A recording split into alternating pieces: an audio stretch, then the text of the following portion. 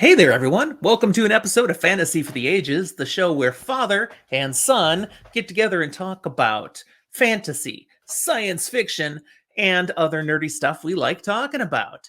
Today, we're bringing a book blast episode to you because Zach is catching up to me on some books that I've enjoyed a while back that Little he's bit. now getting to experience for himself.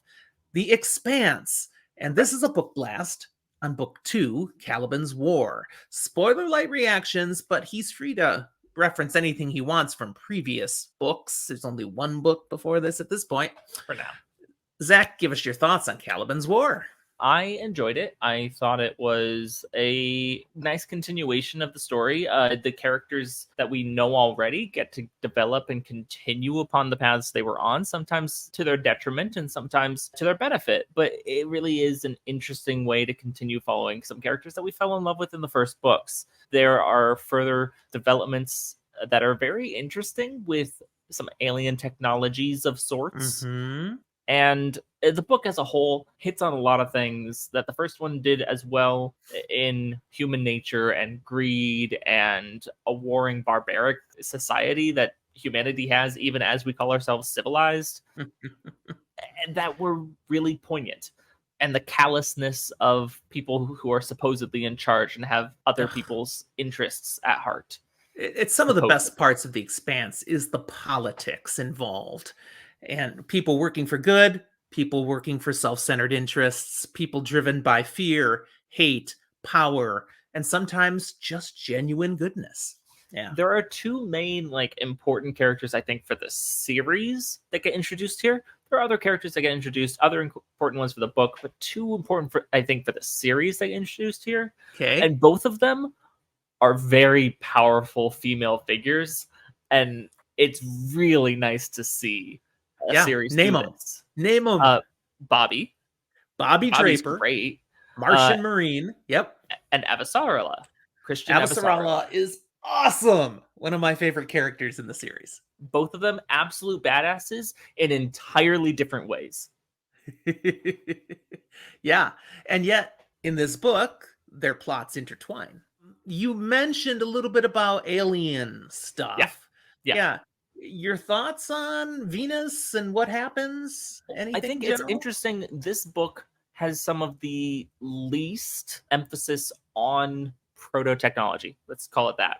The proto-molecule. We can use that word. We can use that word. Cool. We can use that word. The proto-molecule, it's there, but it's really not the biggest part of the story, even though it is a driving force within it. It's a driving force in the background. It's not the foreground. Yeah. The foreground is people, this war of sorts, the greed of people around the protomolecule.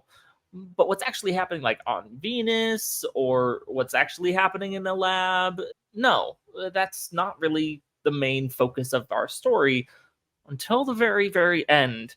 And literally the last sentence of the epilogue, you go, what? Whoa! And yes, the whole story has changed with that right at the end. It was really fun. It was not something that you can expect at all.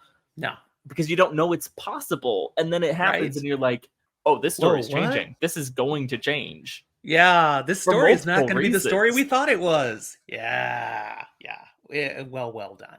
Any predictions you want to throw out here? Or maybe I shouldn't, since you've read the next two books. I've read the next two. We can't do that. I'm sorry. So we won't be cheesy like that. You would say to people, though, this was a great book. They should read The Expanse. I was maybe midway through this book, maybe midway through the next book. I got a friend to start reading The Expanse. I've been recommending The Expanse to people. It is a good series. I recommended it to a doctor at work. Nice. I have not finished it, and this one is one that I recommend. Okay. Very good. That's what we'll leave you, everybody. One of our shorter ones, perhaps. I don't know. I lose track of time sometimes. It's good. If you lost track of time because it was so entertaining, then you definitely want to take a moment now to hit that like button, subscribe to our channel, check out all the ways that you can interact with us, from leaving comments here to finding us on Twitter or Threads or Mastodon, or even better, our Discord server. We totally love to interact with you there. An invitation to join is in the show notes, as well as Patreon. We love having more Patreon supporters. Consider that and become part of the family. All right. It's been fun, Zach, as always. And for all of you, thanks for being here. We'll talk to you next time.